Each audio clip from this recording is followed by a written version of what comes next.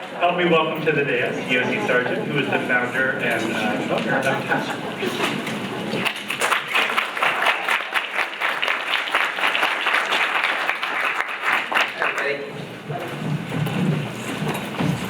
All right. I use my futuristic font.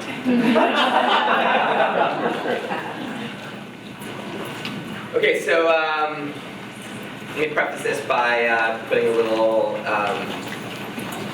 I'm going to divulge and complain. I'm on the board of Cornerstone Theater. You can see it up there.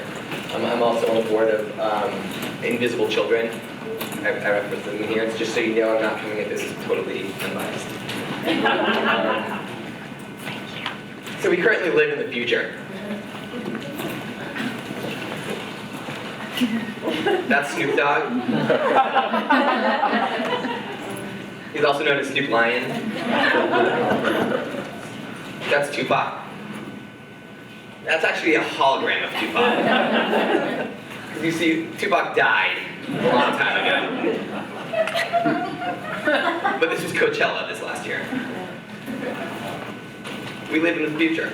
But I love, by the way, if you noticed, will Ellen come out of the closet?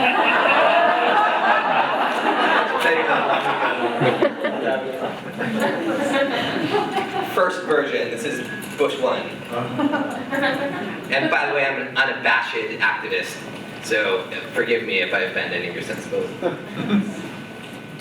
These kids today, with their technologies. So the days of this are gone. And if you're still living there, how's that going for you?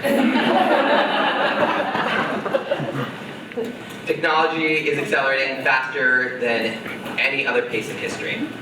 All this is statistic. You can Googlify this later.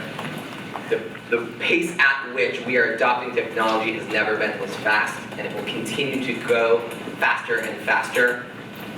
If you haven't gotten the game, what are you waiting for? Anybody been to a concert lately? Museums are starting to get rid of their no photo rules. The Smithsonian, I think it's the Smithsonian that just announced that they're going to put up a majority of their three-dimensional sculptures for 3D printing. Holy shit! It's everywhere. This is a fashion show.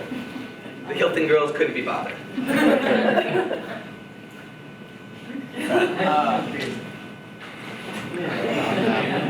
I mean, seriously.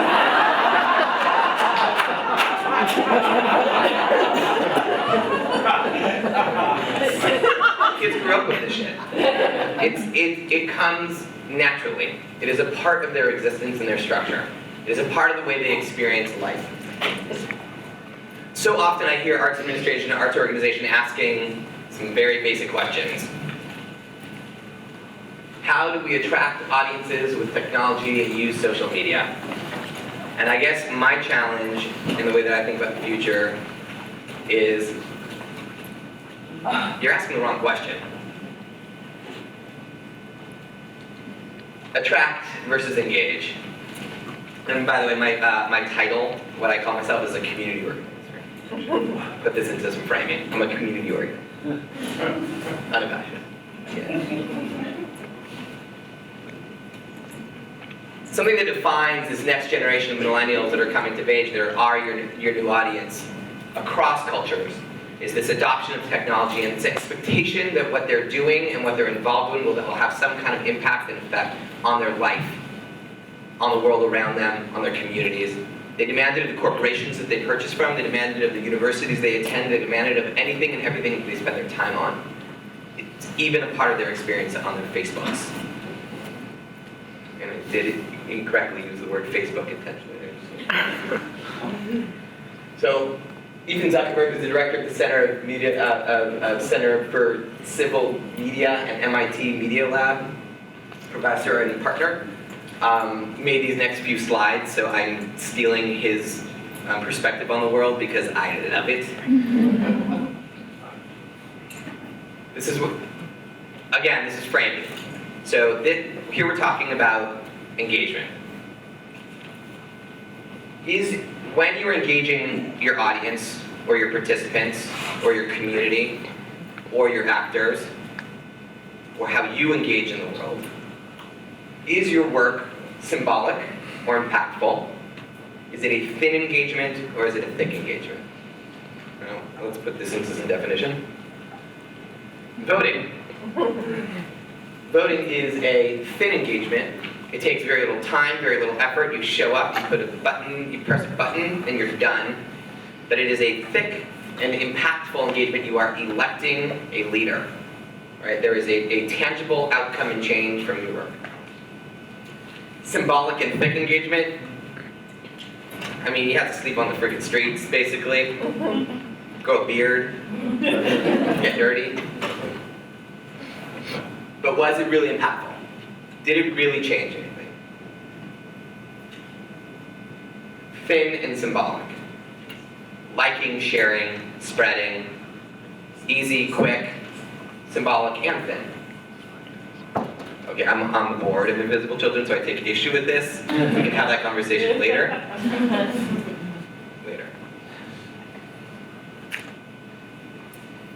Are you offering a thin or thick engagement? By inviting people to come in and participate and see and engage in your performance, is it a thick or a thin engagement? Ask yourself these questions. It's not a right or a wrong circumstance. You just have to know what you're offering. So the practice of ritual engagement has been thick for a very long time, right? This is not a new idea. Drum circles, ritual engagement, cultural-based ritual engagement has been thick and impactful and thick and thin and thin and thick, and any combination of those four words you want to put together for forever. Long time. But I challenge you to say, can our work actually be impactful as well? Can it not only be thick engagement, but actually leave tactile and tangible change in the community around us? I point to barn raising, the Amish tradition of barn raising. Community comes out together in what could only be described as an organized performance.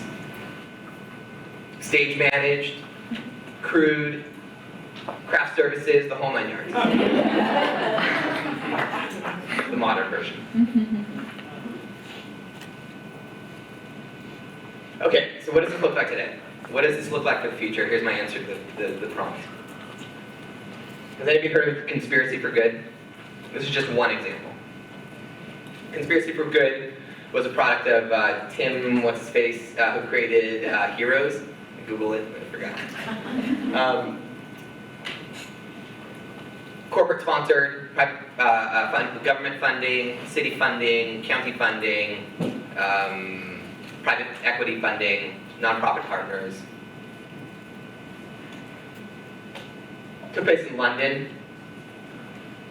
Musician goes to Africa, decides to teach, arrives, total disarray, total chaos, sees the state of affairs, decides she's going to build a library.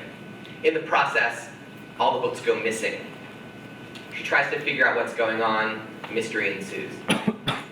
For 4, 5, 6 weeks, I think it was, a series of videos and clues were put out to the community to try to figure out what was going on.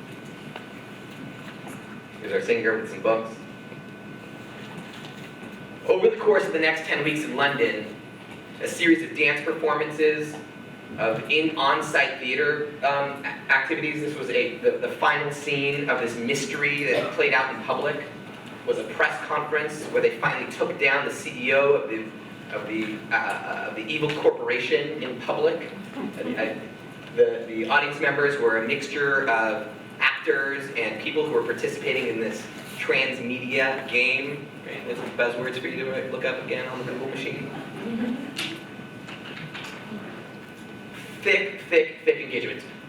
Participants signed up for 3 video games. They watched a series of 28 short films.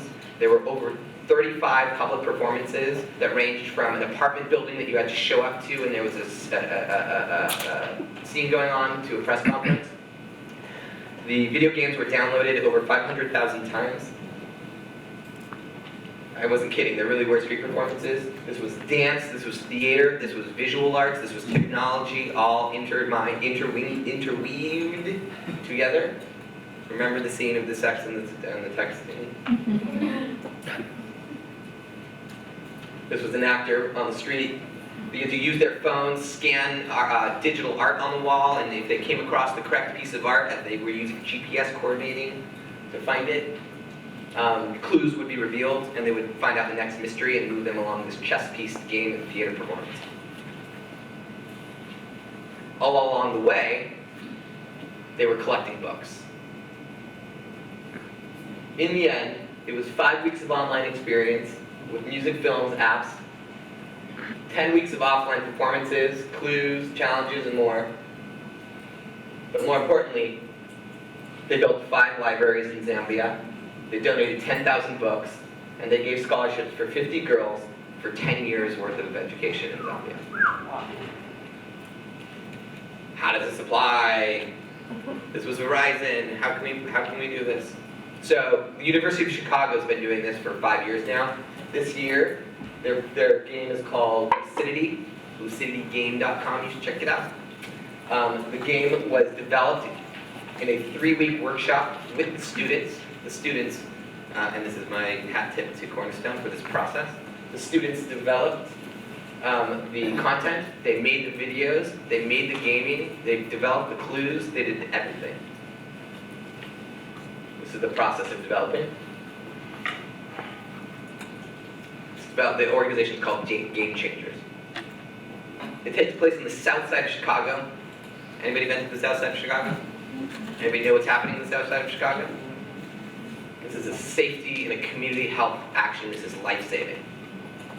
Over 900 students volunteer to become a part of an educational program that is theatrical in nature that lasts 8 to 10 weeks. I don't know if you've tried to get kids to volunteer for anything recently. 82% are African American. 100% are under the age of 19. STEM, science, technology, engineering, and math are interwoven into every single piece of this process. In order to figure out a puzzle, they have to go to a library to get a specific book, to look up a math equation, to figure out the clue to get to the next stage of it. Getting kids into libraries, they have to work together, it's collaborative, they have to work with mentors through the entire process. It's on the web, it's off the web, it's in the homes, it's in their churches, it's a collaborative, peer-to-peer. What I was looking for there. Didn't come out so easy. Okay, we're just gonna say it. Go, if you don't know Cornerstone, research Cornerstone. It's built into the community. The community develops the product, the community presents the product, the community grows from the product.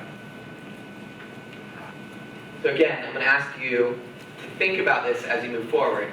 It's not about the higher quality use of social media.